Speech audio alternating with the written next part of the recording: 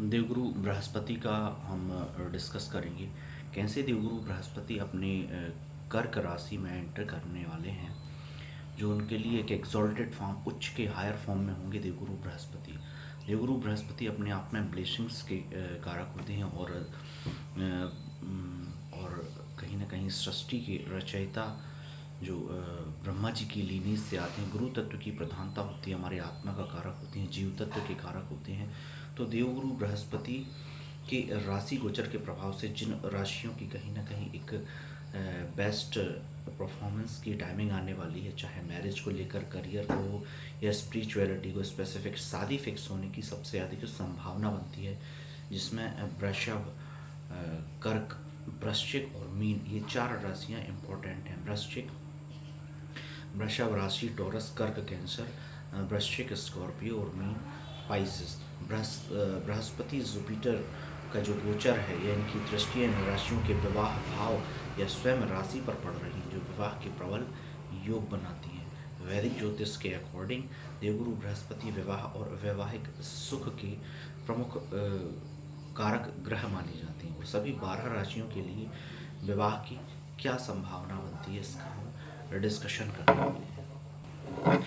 अब बात आती है वृषभ टॉरस की। तो बृहस्पति का गोचर आपकी राशि के दूसरे भाव में और दृष्टि सप्तम भाव में कहीं ना कहीं पड़ रही है। तो यह स्थिति अनमैरिड जातकों के लिए विवाह के फिक्स होने के योग क्रिएट करती है। लाइफ पार्टनर का सुख कहीं ना कहीं सपोर्ट आपको मिलने वाला है।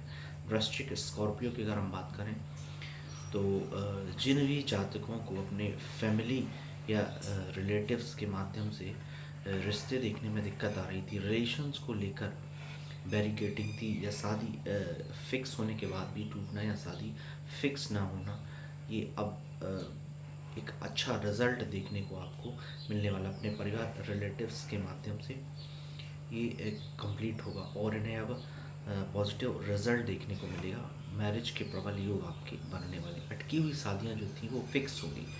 स्पेसिफिक फीमेल्स के लिए जुपिटर जो है मैरिज के कारक होते हैं। कर्क कैंसर की अगर हम बात करें तो गुरु का प्रभाव आपकी राशि और विवाह भाव दोनों को स्ट्रॉन्ग करने वाला है। तो लव रिलेशंस में आपके विवाह में और एक और स्पेसिफिक कंडीशन कर्क राशि वालों के लिए बनती है कि रिलेशनशिप की मैरिज में कन्वर्ट होने की 101% स्ट्रॉन्ग पोजीशंस बनती है। लव मैरिज के स्पेसिफिक योग बनते हैं और इसमें आपकी फैमिली की एक्सेप्टेंस, सहमति आपको मिलने वाली है। रिश्ता तय होने से पहले एक तय होने के सबसे अधिक जो अवसर है वो कर्क राशि वालों की बनते हैं। मीन पाइसेस की अगर हम बात करें तो आपकी राशि के स्वामी स्वयं गुरु हैं।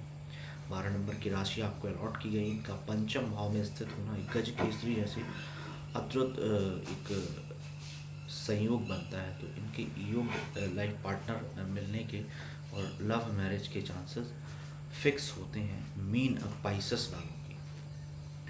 और यदि आप किसी से लिव इन में थे या किसी को डेट कर रहे थे, वो भी रिलेशंस कन्वर्टेशन का जो कॉन्सेप्ट है वो भी आपके लिए फ़ायदेमंद होगा।